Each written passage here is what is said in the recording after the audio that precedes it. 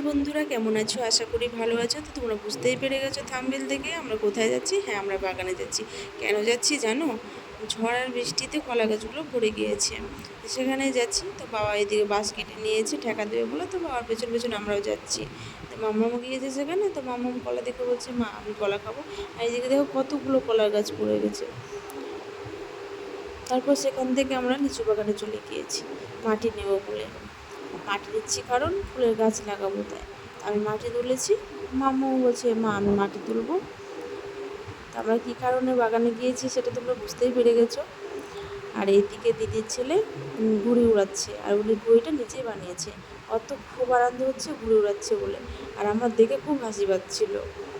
আর তারপর ঘুড়ি উড়াতে উড়াতে দেখতে পেলাম জঙ্গলের ভিতরে শিয়াল। তো শিয়ালগুলো দেখো খোলা মাঠের মধ্যে কেমন দৌড়াদৌড়ি করছে। এত সাহস শিয়ালের, মানুষ দেখেও পালাচ্ছে না। আজকের ব্লগটা এ পর্যন্ত। কেমন লাগলো জানি।